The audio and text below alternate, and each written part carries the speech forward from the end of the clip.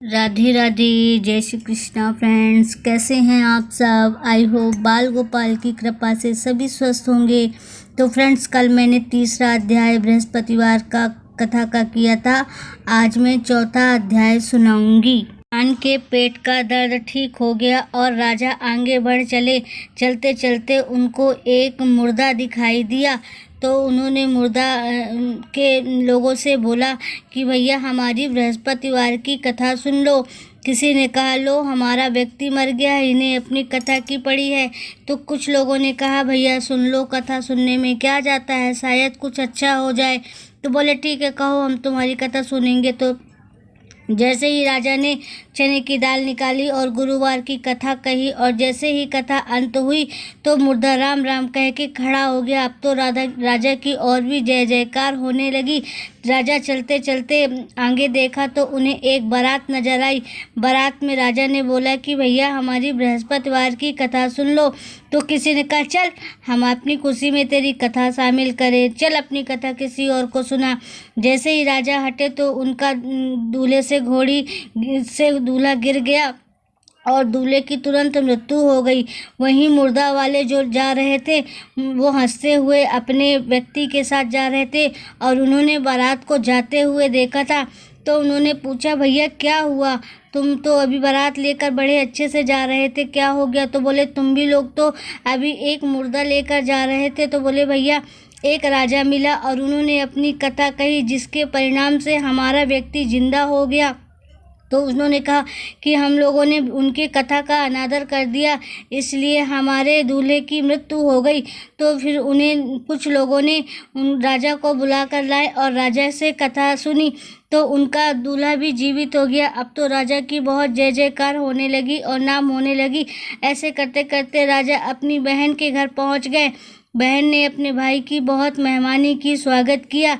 राजा रात का भोजन करके सो गए। जब राजा सुबह उठे तो क्या देखते हैं कि बहन के यहाँ सभी भोजन कर रहे हैं।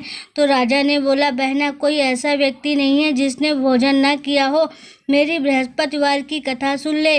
तो बहना ने कहा, भैया यह देश ऐसा है कि आगे लोग भोजन करते हैं, बाद में अन्य कोई कार्य करते हैं। पड़ोस में कोई ऐसा व्यक्ति हो तो मैं देख कर आती हूँ। तो बहन पड़ोस में देखने के लिए चली गई, लेकिन बहन को कोई ऐसा व्यक्ति नहीं मिला जिसने भोजन ना किया हो। एक व्यक्ति का पता चला जिसका लड़का बीमार था और उनके घर में कई दिनों से चूल्हा नहीं जला था। तो बहन उनके यहाँ गई और अपने भाई की कथा सुनने के लिए कहा तो वो लोग राजी हो गए। भाई ने जाकर उनके घर में कथा कही जिससे सुनते ही उसका लड़का ठीक हो गया। अब तो राजा की और भी जय जयकार होने लगी और चर्चाएं भी होने लगी।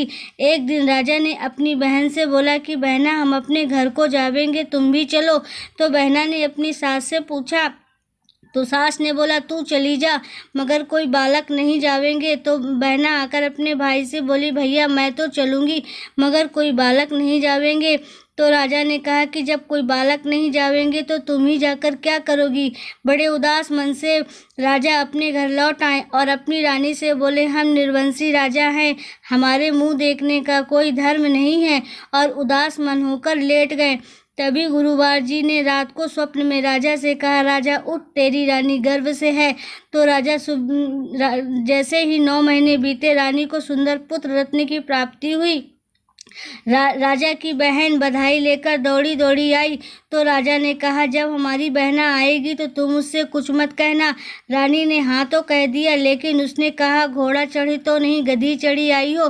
तो राजा की बहन ने कहा, भाभी अगर मैं इस प्रकार से ना कहती तो तुम्हें संतान कैसे मिलती। बृहस्पति देव ऐसे ही हैं, जैसे जिसके मन में मनोकामना होती है।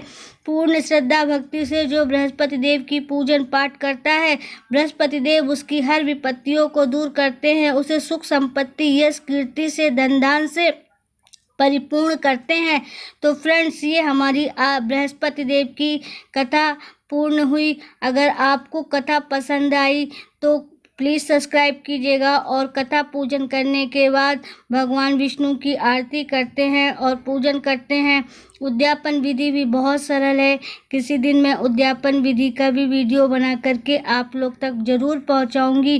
फ्रेंड्स, अगर आपको हमारी वीडियो अच्छी लगी, हमारी कथा अच्छी लगी तो प्लीज़ चैनल को सब्सक्राइब कीजिएगा।